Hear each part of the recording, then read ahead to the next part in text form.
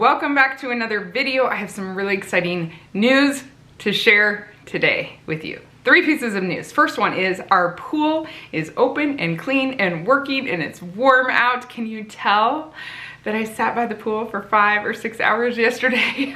Should have moved to the shade at some point and I did not, but this redness will fade. It always happens at the very beginning of the year and I will learn to move myself to the shade after a little while. I am appreciating all this vitamin D though, and we're all so happy to have warm weather back in our midst. The second piece of news is that I am going back to 3 videos a week for a little while. I've decided to go back and add that 3rd video back in. I think I'm shooting for Tuesday, Thursday, Saturday, and I'm going to do it with an Ask Sarah segment. So it will be, the email address I think is asksarah@ourtribeofmany.com. So if you have a question you want to send me on Tuesdays, I'm going to be answering your questions. I would really love it if you want to film yourself. Just turn your phone to landscape and film yourself and shoot me your video of your question that you have, and I would love to play that and answer your questions. So I love all kinds of questions. I'm not the expert for everything, but I do love to help whenever I can and just give my input and my thoughts on things. So I would really love to see you guys featured on my channel in video form too. If you don't feel comfortable sending me a question via video, you're very welcome to just write it out. I'll answer some video questions and some that are done in writing. You can leave your name, you can make it anonymous, you can do whichever way you'd like. But that's going to be the 3rd video every week for a little while, for a season, and I'm really excited about it. The 3rd piece of news I have is that today, officially, I am launching my course. I'm so excited. I've been working on this for a long time. It's a home management course. I really want to help you take your home from chaos to peace. I love being in my home and my family loves being in my home, but when it's chaotic, everybody just kind of feels like they want to leave. And so most of the time our home is running peacefully and it's a place I am so happy to wake up to and work in every day, and I love that. I have been studying home management since before I had my first child because I just think it's so fun. I love it. And so I would love to share all the things that I've learned with you guys. And I've put together this course. It's a 7-week course. You actually get a video every day for 7 weeks. They're short videos. Some are really short, some are a little longer. So you get it in manageable pieces. I have a lot of principles that come with it. And I'm going to keep doing some of these Q&As and put them on that course as well. Ones that won't be shown on this channel and ones that pertain mostly to running and managing a household. I love household management. If I haven't said it enough, I love household management and I love to teach it. I feel like I'm an expert for my home and I feel like you're the expert for your home, but sometimes we need ideas and we need help just to get out of ruts that we can be stuck in when we're waking up and not feeling excited about what we have going on in our house at the time. We have to change things, and so I am here to help you with that change, just to get some fresh ideas and a new mindset about things. I've had several friends go through the course and found it to be very helpful. And basically, I have so much of my information on my channel throughout the years. I've taken all of that and compiled it into one place, plus I've added a lot of other information that I've never shared over the years. So I think it is really valuable and I hope that you enjoy it. I'll have a link in the description box below if you want to check that out. Thank you for that. And yeah, let's get on to the Ask Sarah couple questions of today. So in my course, I do talk a lot about how to get your kids involved. You cannot do everything for your house if you're not the only one living in it, and your kids, as they're growing, there's a lot of different ways to get them involved very practically, so they're helping you and you're not just carrying the load by yourself. One thing I do talk about a lot in the course, or some at least, is laundry and laundry systems. And kids are very capable of making clothes very messy, and they're also capable of helping with their own laundry. And so I was asked recently how old kids are in our house before they're doing all their own laundry. And at our house, we like to make that 13 years old. So I feel like at 13, they can just take care of their laundry completely. Now, before 13, in my course, I do talk about how we train our kids to learn the laundry system. So once they come to 13, generally, they already have a lot of experience with laundry and I don't have to train them how to do it. But at 13, they are on their own. We have a systematic way of teaching them through the years to take over their own laundry. They get it washed when the washing machine is empty. We just have one washer and one dryer in our house. We do have 11 kids, but yeah, it works pretty well. We don't have a massive amount of laundry to require multiple machines. Multiple machines would be awesome, but we managed to still fit it all in. So my kids will figure out when a load is done and sneak their loads in and put them through to the dryer, and they know how to switch over whatever is already in the washer, because it is rare to find both machines empty in this house, I will say that.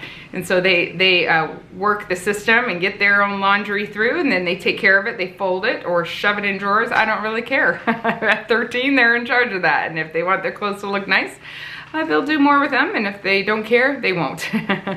But yeah, it's worked really well for us. So I have 4 kids that take care of their own laundry. As we go down in age, some of them are helping with the family laundry. They're folding their own laundry. And I think down to age about 6 or 7, they start folding their own laundry. And about 4, 5, and 6, I'm folding it maybe, but they're taking it and putting it away.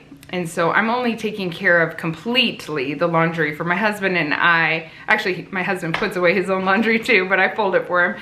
And then our babies, or everyone under age 4. So that's how it works in our house, and it really helps when they take care of their own laundry. It helps me, but also, more than anything, it prepares them to be very comfortable with doing laundry. So I like to separate lights and darks, but my kids know too, if they don't have enough or they're just wanting to, they know how to wash it all in cold and put it together. So I teach them a couple different ways that they can get it done, and get it done well, and get it done quickly. And yeah, it works good. So now Judah is out on his own. We recently, our washer and dryer broke down at the place he's staying at. So he's had to bring his laundry into town and to us, to our machines to get it done. Yeah, but it was never like, oh, you're moving out, we have to teach you how to do laundry. No such thing. They've been doing it since they were 13. So it's worked well for us, and we are keeping that system, I will tell you. I am interrupting this video to tell you about today's sponsor, which is me. I am sponsoring today's video. Thank you for watching this really quick clip. I am so excited about having my own product, my own digital product.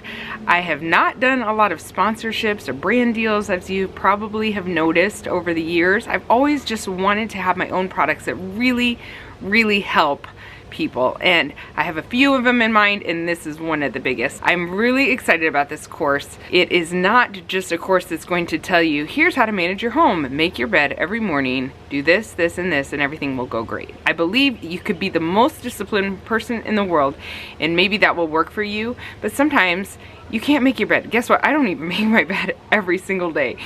Sometimes things go off the rails. I have 11 children. Things happen. I believe that your biggest change that you can make is your mindset. So this course not only gives you a lot of practical ideas, practical tools for running your household, but it also helps you with your mindset. Things do change, and you have to be flexible and willing to change. This course is long because it takes you little bits at a time, day by day, with little bites of things that you can apply to your life, that you can apply to your mindset, and really see change. One thing I decided to add in my course is an online community as well. So for a limited time, my course is at an all-time low price, the lowest you'll ever see it, and you have the option to add in the online community as well. That's a small community that I will be really involved in. I've been able to run a household that is mostly peaceful most of the time, and I know that that is a place that my children want to be, my husband wants to be, I want to be, and so I want that for you guys too. So that's all I had to say about the course. Thank you for listening to this, and let's get back to the video. So I also went back to some of my older videos or recent videos to look at some of the questions that you guys had, just because you haven't sent me your questions yet, because I just told you to send me your questions and I wanted to have some for today.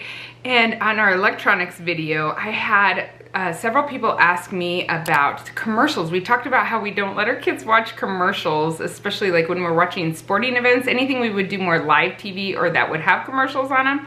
I guess there's some things like Prime Video sometimes has commercials and those kind of things. We have our kids look away and we mute it, or they leave the room or whatever if we have something on that has commercials, which is more rare. I would rather buy a season of a show, like we bought Little House on the Prairie, so we don't have to watch the videos on Prime Video and have commercials. That's how much we feel strongly about commercials. So someone asked, why do you not let your kids watch commercials? What's in them? We find the commercials to be very violent and very overly sexualized, that we do not want our kids to see that kind of stuff. It's amazing. There's so much zombie, death, really heavy violence in commercials. And I noticed that most of the time, the worst offenders are the ones that are advertising other shows or movies. And you can even watch a show like Little House on the Prairie that's meant for kids or families rather, and find these kind of commercials. So it's usually the show advertisements that are really horrible. Of course, there's plenty that are fine. And then, yeah, sometimes there's other ones that were like, oh, we don't want them seeing that. But most of the time, it's really overly sexualized or violent commercials for shows. And when you're seeing it through your kids' eyes, I don't know if the one comment I saw asked if they actually have kids or not, but when you see things through your children's eyes, if you don't have kids, you see it all differently. I know Solo and I laugh about shows that we thought were funny as kids that we remember watching maybe in high school or something, and then we were like, oh, you guys should see this movie. We're trying to show our younger kids and we're like, wait a minute, this is not what we remembered. So it's all different when you see things through your kids' eyes. And yeah, commercials are just something that I wish had more more restrictions on them, because they're not cool for your kids to see, or that's how we feel anyway in our household about our children. I'm seeing them. We don't want them to see them. I've literally had kids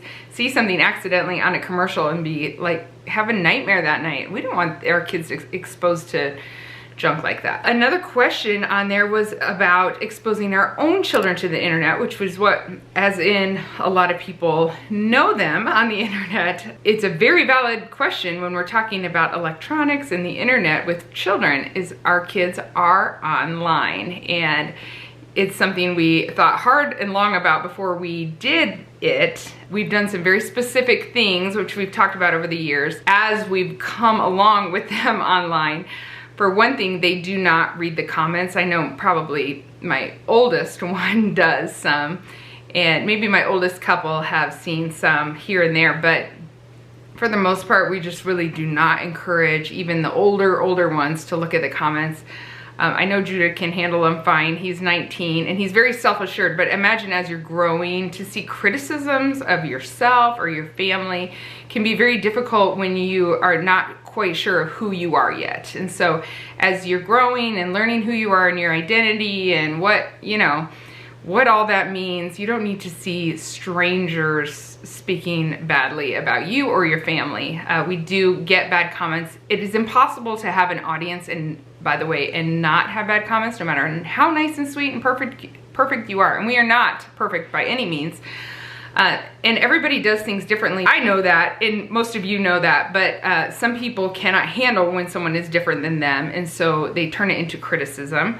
I can watch people on the internet that are very different than me, and I don't feel the need to criticize them, but not everybody's like that, unfortunately. And so when you are on a public forum, you will draw criticism, no matter who you are, no matter what you do.